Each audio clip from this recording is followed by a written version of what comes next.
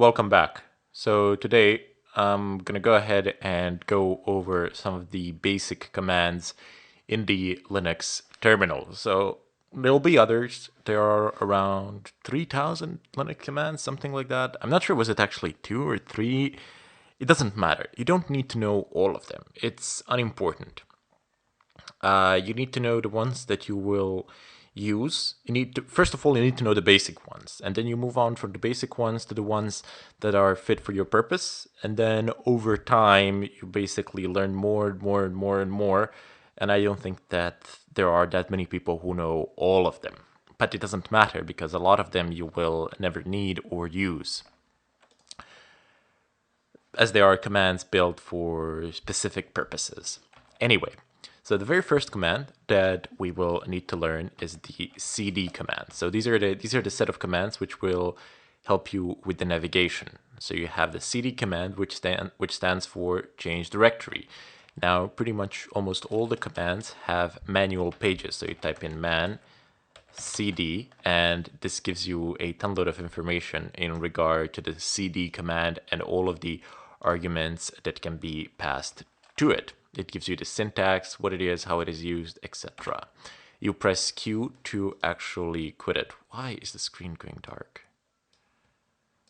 Okay. Anyway, the arguments that are passed to the commands, well, I'm not going to do the demo on that with the CD, I'll do it with the ls, but here let me just show you how the CD works. If you press CD and if you type in slash, I don't know, home, and then just press tab, it's going to autocomplete. So tab autocompletes commands. If I press tab twice, it's going to give me the list of possibilities, but I can just type in CD, and now I am in that folder. I am in that directory. And if I type in pwd, which stands for print working directory, and press enter, that's going to tell me exactly where I am at the moment. So this is my working directory. Another command is ls, which lists the contents of the current directory.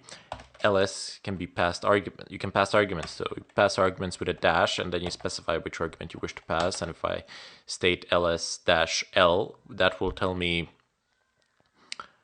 that will give me a detailed listing in terms of the file. So it will give me permissions, who is the owner, which group owns it, what is the file name, etc. You have some other information here, but I'll explain it shortly. You don't need to know all of it. If I type in another argument, which is h, it's going to tell me the exact size of each file in a human readable format. So 4.8 megabytes, 64 kilobytes, and so on and so forth. Not all of them are listed for some strange reason. It doesn't really matter. Most of the time, it's going to work out just fine. It's probably working out just fine. I just can't see why it's not printing it out the way I wanted to do, the way I wanted it to. But -h in general gives you the human readable format. You can also type in man ls, and it's going to give you a lot of listing in terms of all the arguments that can be passed. You have a serious amount of them. Like, quite literally here, it stands for human readable with -l or -s print. Human readable sizes, 1 kilobyte, 234 megabytes, 2 gigabytes, etc. It's gonna give you it's gonna tell you the sizes. Anyway, so I'm just gonna go ahead and press Q to quit this. One of the other commands that you can use is the uname-a, and that's gonna, -a stands for all in general, and that's gonna tell you well, this is my domain, this is the host name, and then this is the kernel version here, and I'm running Fedora 23. You might have downloaded, I mean, 24 is out, I will update 24, but no significant difference in terms of what we are going to be doing.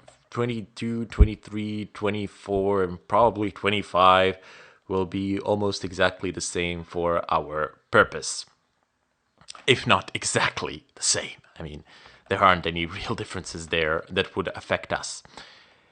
Anyway, if you type in uname-r, another argument, that's just going to give you the kernel. So let's go ahead and clear that. You clear it with Control L or by typing in the command clear to clear the screen.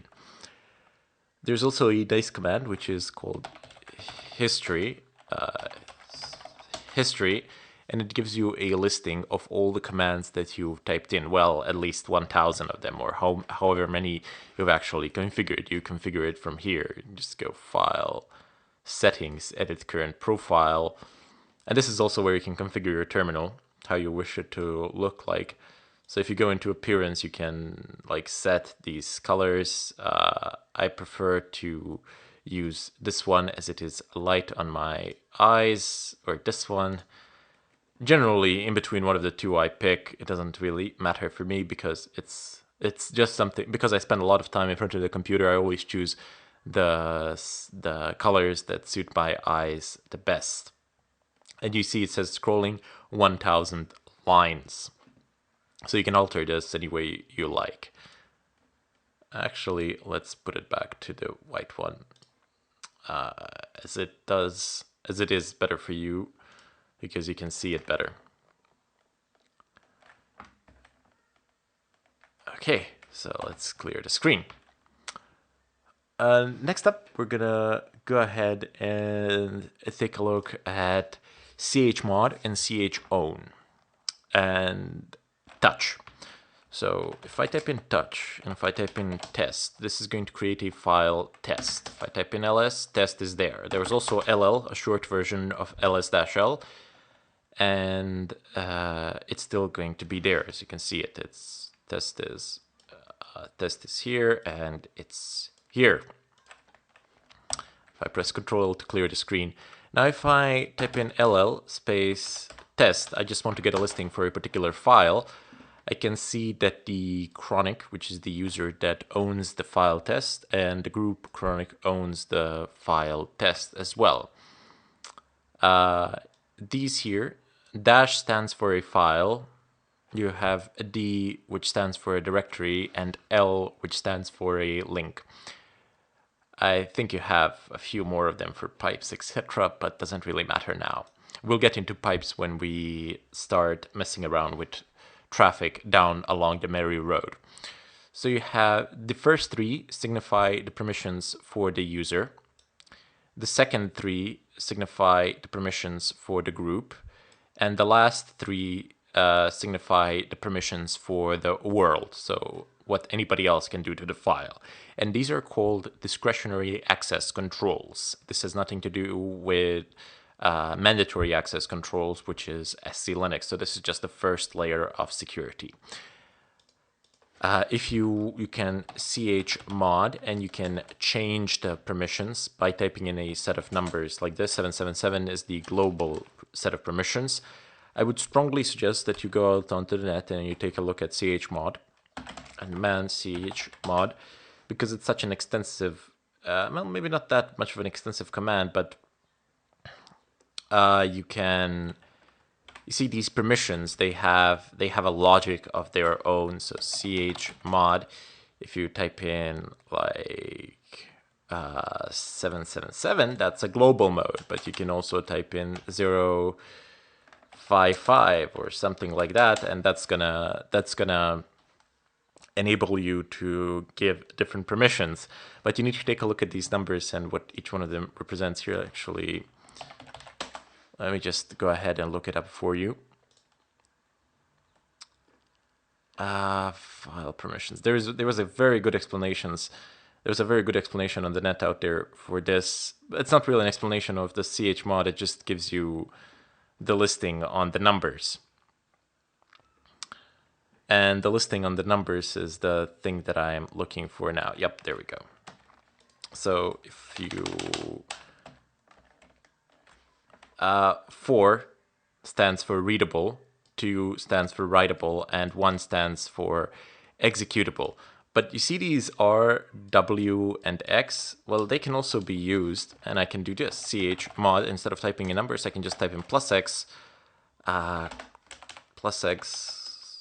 to test. Yep. And if I press enter and if I do ll test again, you will see that the user has gained execute permissions, and that the group has gained execute permissions, and that the world has gained execute permissions, which is like really bad, which is not something that we generally want. But there's also something, let me just open up a text editor here for you. And by the way, VMI is the text editor. You won't have it by default. Type in DNF. And actually, no, I'll talk about the DNF later. You can just type in VI. That's the one that you will have.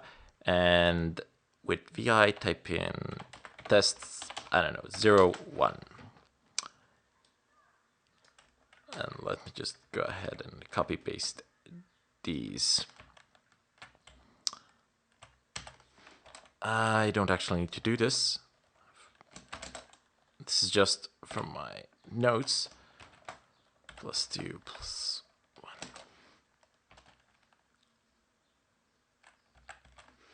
Okay. Read. I don't know why the copy pasting didn't work out there. Sometimes it doesn't. Maybe because I'm stupid or something. So 7. It's actually 4 + 2 + 1. So read, write, execute. 4 is read, 2 is write, 1 is execute. So 4 + 2 + 1, basically, yeah, that's equal to 7. So the next one is basically 6, which is 4 + 2, that's read and write. Here, let me just open up another term, a new window, and let me demonstrate that a little bit further. I know it can look a little bit scary, but believe me, you'll figure it out with great ease. So ls test, right? ll test, there you go. So it has all these permissions. And one number,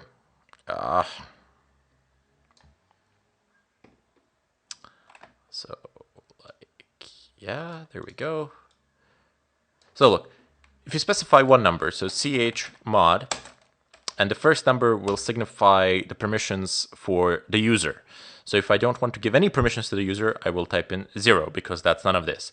If I want to give write and execute permissions to the user, I will type in 3. If I just want the user to have read permissions, I will type in 4. Now the next set of permissions is for the group. What sort of permissions would I like to give to the group?